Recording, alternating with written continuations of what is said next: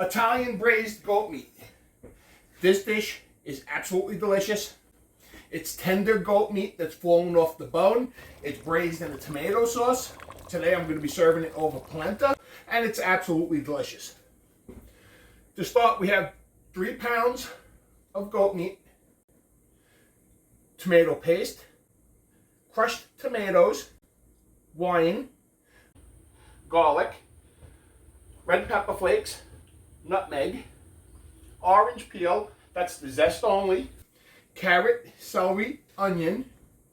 We have fresh basil, fresh thyme, salt, pepper, and some olive oil. To start, I want to get this pan over a medium to a medium high heat. We're going to start off with a little bit of olive oil. I would say about 3 to 4 tablespoons. Can't be too cheap with this. Now for the goat. I want to sear the goat first, but in order to do that, this goat meat has to be dry. It has to go in the pan dry. Otherwise, I've been noticing out here, all the protein, including the shrimp, is injected with so much water that I'm struggling with getting this here. So we need to make sure that this is as dry as possible.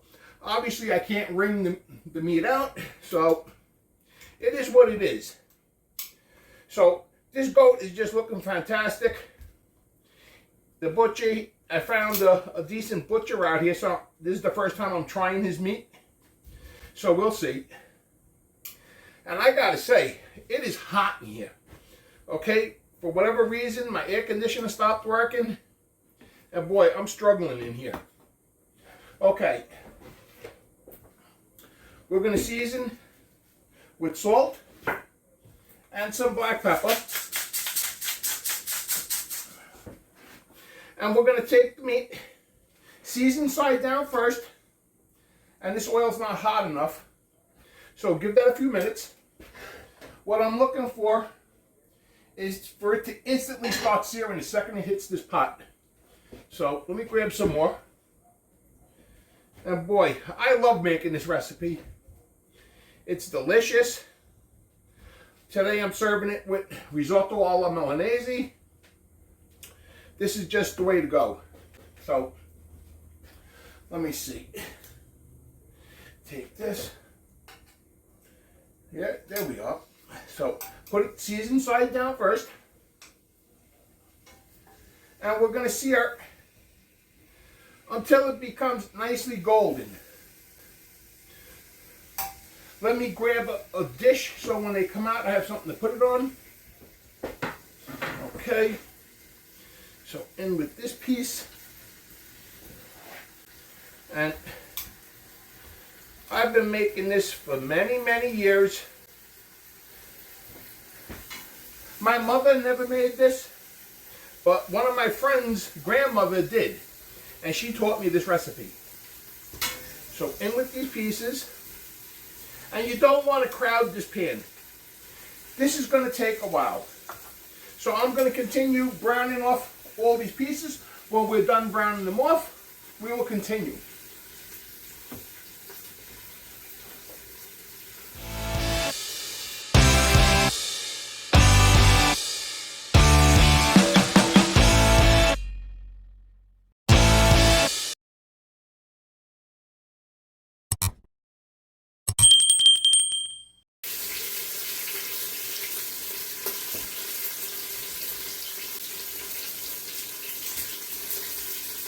This is the last batch. I'm just taking them out now, and look at the golden sear that I have on that. That's just fantastic. And you gotta smell what this kitchen smells like. Man. You know, my mother never made this when I was a child, but my friend's grandmother did. And I used to go to his house when I knew she was making this. You know, so I never missed out. So today I got the air conditioner guy coming sometime a little bit later. Man, it is hot in here. Okay, so now, So now, if you have an excessive amount of oil in there, you're going to want to drain the pot. I do not have too much. So what we're going to do is we're going to lower the heat on that, and we're going to add the onion. Add the onion.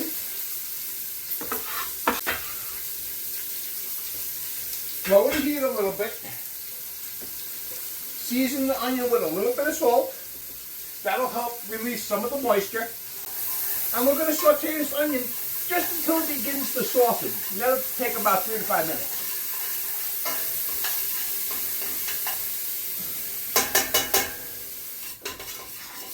So this onion is nice and soft and translucent. It's just beginning to caramelize a little bit, and that's what we're looking for. What we're going to do is go in with the carrots and the celery. And we're going to saute the carrots and the celery just until they begin to soften. And that should only take about maybe a minute. So, like I said, I only went to my friend's house when I knew she was making this. And it's just absolutely delicious. So I used to stand there and watch how she made it. And she eventually gave me the recipe, and I made little changes to it, but this is just looking fantastic. When you have a mix of carrot, celery, onion, it's called Capretto. If you're French cooking, it's called mirepoix. So now what we're going to do is we're going to go in with the garlic. I only want to saute this garlic until it's fragrant. Make sure you get all that garlic, because we don't waste nothing in this kitchen. So saute this just until it becomes fragrant. That's only going to take about 30 seconds. And boy, I look forward to this dish every single time. Okay, I can smell that garlic. What we're going to do is we're going to go in with about 3 tablespoons of tomato paste. So 1, 2, and 3. You want to create like a small little hot spot. And you want to saute this just until that tomato paste begins to caramelize. Just a little bit. We don't want to go too crazy with it. This tomato paste is just starting to caramelize. It's all incorporated and it's looking fantastic. What we need to do is deglaze with the white wine. Carefully add the wine. And we're going to scrape the bottom of this pan. The brown bits on the bottom is what we call fond. So scrape, scrape, scrape. I just want to simmer this until I no longer smell the alcohol.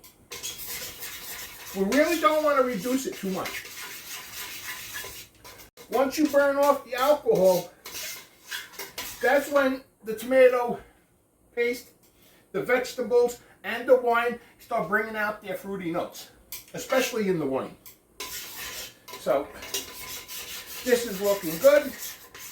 This pan is all deglazed very nicely. What we're going to do,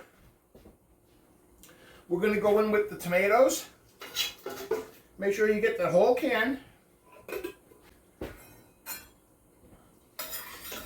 Give this a good mix. And this is just looking fantastic. We're going in with the red pepper flakes, nutmeg, and orange zest.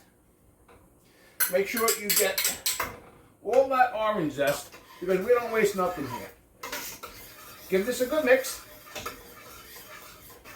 Ooh, that smells great. I just love nutmeg. When you use nutmeg though, you got to be careful. A little pinch goes a long way. You put too much in here, you and your whole guests are going to know about it. Oh yeah. Okay. I want to return this goat. Get back in it. Okay. Carefully add all this goat back in here. Now, Someone once asked me with the wine. My friend's grandmother used to use red wine.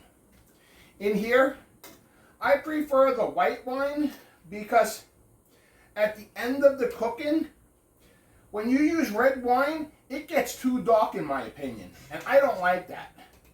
But you can go ahead and use red if you want, if white's not your thing.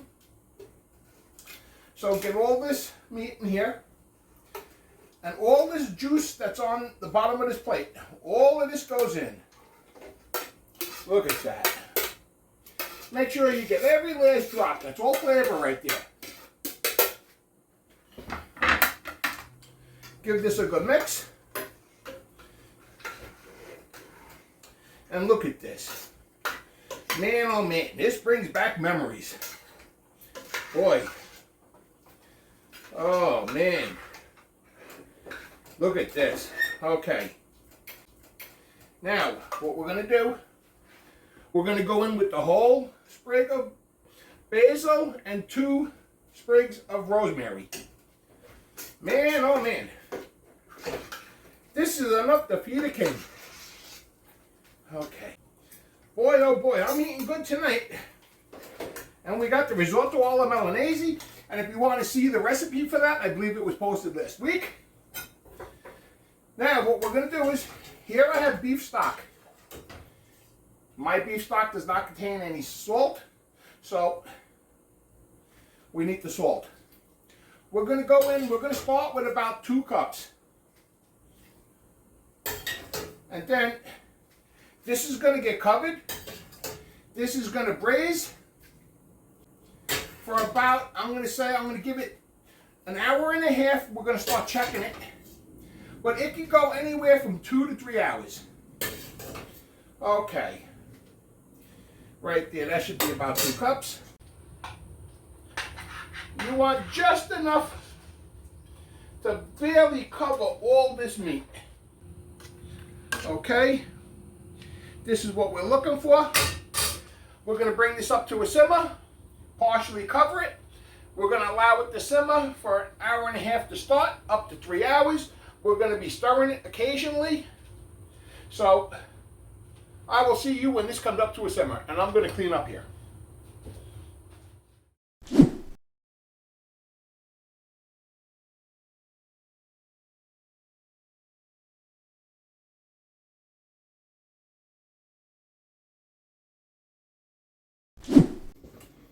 This has been simmering for about 2 hours now, and I already tested it, and it's just fantastic.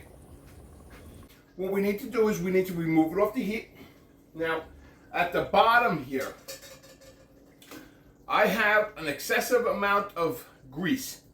I want to let this cool off for about 10 to 15 minutes. Let the grease come up to the top and remove it. That's the only way you're going to get all this grease out. You don't need to get all of it, but most of it. Nobody wants a greasy dish. So I'm going to be skimming this. I was skimming all day long. Quite a bit of fat came off of this. But let this cool. We're going to give this a skim, and then we're going to continue.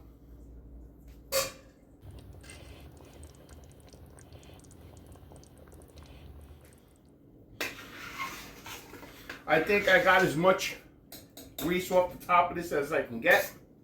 And this is just looking fantastic. What we need to do, we need to test for salt and pepper.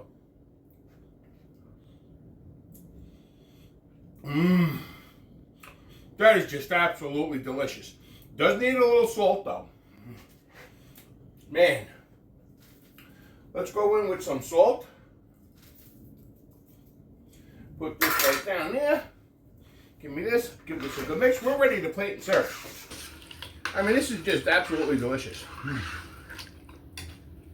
Give me another spoon right here. I'm going to need another taste of that. Ooh. Man, oh man. The memories this brings back. Wow. Okay. Here we have some risotto alla milanese. This, I believe the video was posted last week. If you want to check that out, go right ahead. Let me have a decent amount of sauce here. Oh man, this is just absolutely delicious. We're going to go right in the middle of this with this. And that's it. You can garnish this with a little bit more parsley or basil if you want. I'm not garnishing it with anything. Let's go ahead and give this a try. Let me get that mayonnaise. Let me get some of that meat. Oh yeah, look at that. That just looks fantastic.